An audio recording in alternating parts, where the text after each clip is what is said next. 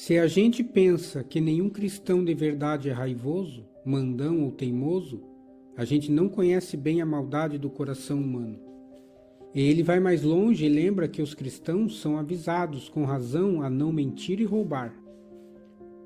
Na página 11 do mesmo livro, ele comenta: o Sr. Gouveia falou bastante sobre um texto, o de nomear o administrador infiel para dividir entre os hipócritas. Isso, diz o Sr. Gouveia, prova que ele não era hipócrita, mas sim um verdadeiro crente, senão ele estaria entre os hipócritas sem a necessidade de ser nomeado. Mas será que a gente pode construir uma doutrina tão importante com uma base tão fraca? Eu ficaria muito feliz se o Sr. Purdon, quando criticasse minhas opiniões, citasse minhas próprias palavras e desse a página assim como eu faço com as dele.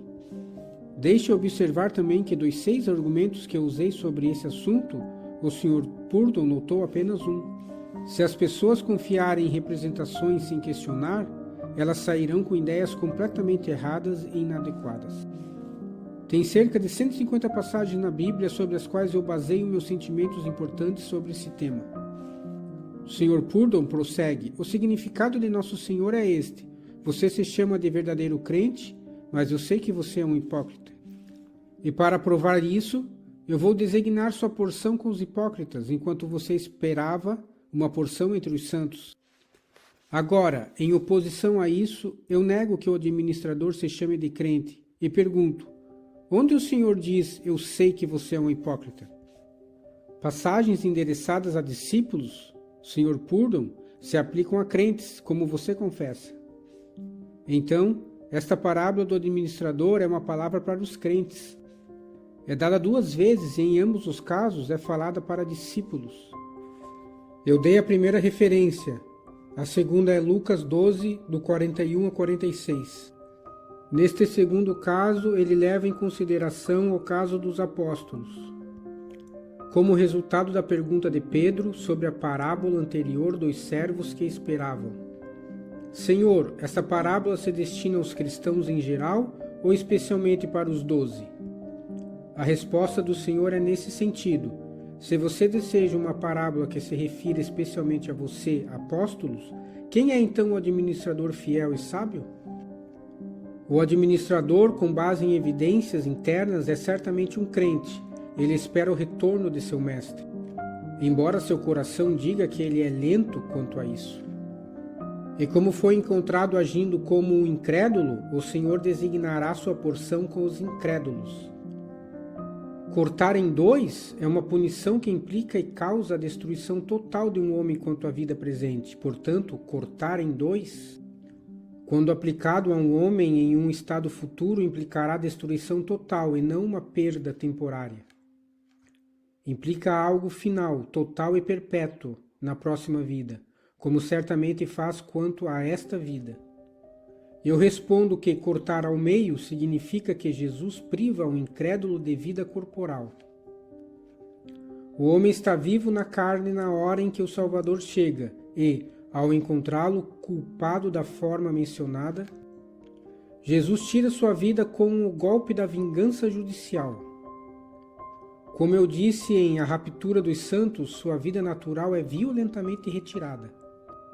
Depois disso, começa sua parte designada com os incrédulos e hipócritas. O Sr. Purdon prossegue, dizendo que se o mordomo e os servos nos talentos são arrebatados para encontrar Cristo, meu caso é provado. Mas ele nega que isso aconteça.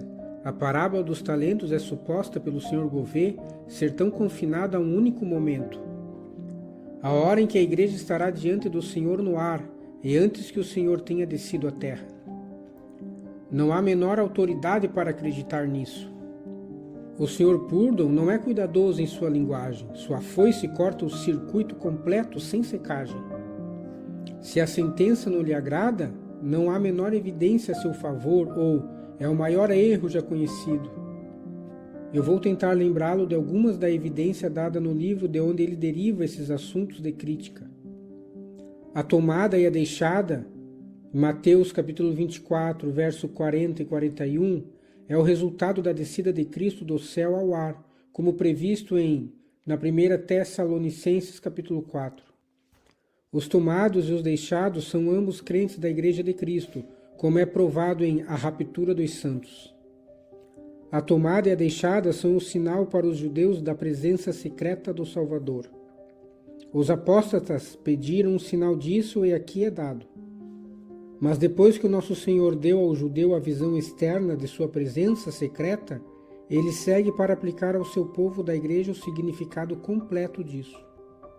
Ele mostra primeiro o efeito de sua presença em relação aos que não estão prontos para isso e, portanto, ficam para trás, nas parábolas do proprietário da casa e do administrador. Em seguida, ele profere as duas parábolas das 10 virgens e dos talentos, que exibem os resultados dessa presença, aos que são pegos para encontrar o Senhor Jesus. Ser dado um sinal de sua presença prova que é secreta e, portanto, é para a sua igreja. Quando ele é visto abertamente, é cumprimento de sua promessa a Israel, de que sua presença será como raio. Isso será sua segurança contra serem enganados pelos falsos cristos. Todas as 4 parábolas depois da tomada e da deixada são parábolas de presença. E então vem a parábola das ovelhas e bodes, quando o Filho do Homem é visto pelas nações vivas da terra sentado em seu trono visível de glória. Com a presença, as parábolas estão ligadas aos comandos à igreja para que esteja vigilante e pronta para a vinda do Senhor. O mesmo comando de vigília dado à Igreja de Cristo nas epístolas se relaciona ao tempo da presença de nosso Senhor. Esse também é o momento em que a casa de Cristo precisa prestar contas. E nós somos aquele lar. Há evidências então de que a parábola do administrador pertence ao momento em que o Senhor deixou o céu e antes de ter vindo visivelmente à terra. A parábola dos talentos se relaciona aos tratos do Senhor com a igreja professante, assim como a parábola das ovelhas e bodes se relaciona aos seus tratos com o mundo em geral. A igreja professante é chamada de servo porque se finge ser um servo. Há chamados altos por provas de mim, mas o Sr. Purdon acha desnecessário dá-las a ele mesmo. Como é que parece que os talentos se referem à igreja professante? Eu admito isso? Não. Em nenhum lugar que eu saiba a ideia da igreja professante é encontrada no Novo Testamento. Não preciso dizer que a expressão não é encontrada lá. Mas, ainda mais estranho, a igreja professante é chamada de servo. O servo com um talento é um símbolo da multidão inteira de meros profissionais. O Sr. Purdon provará isso? Enquanto então meu adversário admite que a primeira parte dos talentos relativa aos 2 primeiros servos ocorre no ar depois da descida do Senhor? Sua teoria é de que o julgamento do servo com um talento ocorre anos, pode ser depois daquele dia, quando nosso Senhor desceu à terra. Não há uma longa interrupção em algumas profecias, onde no começo nenhum parece aparecer? Sim, mas a interrupção deve ser provada, não assumida. O Sr. Purdon admite que a primeira parte dos talentos é transacionada antes do Senhor aparecer na terra. Portanto, toda ela ocorre então, a menos que ele possa mostrar prova do contrário. É nele então, e não em mim, que a obrigação de mostrar prova recai. O Sr. Gouveia afirmou que os filhos de Deus podem ser cortados ao meio, lançados à escuridão externa, presos por um tempo desconhecido e outras coisas tanto terríveis quanto novas. O Sr. Gouveia constrói sua estranha e formidável opinião em apenas um único ponto, ou seja, que o administrador infiel e o servo preguiçoso são todos eles verdadeiros crentes. Se eles não são verdadeiros crentes, a estrutura do Sr. Gouveia desmorona como um prédio no ar.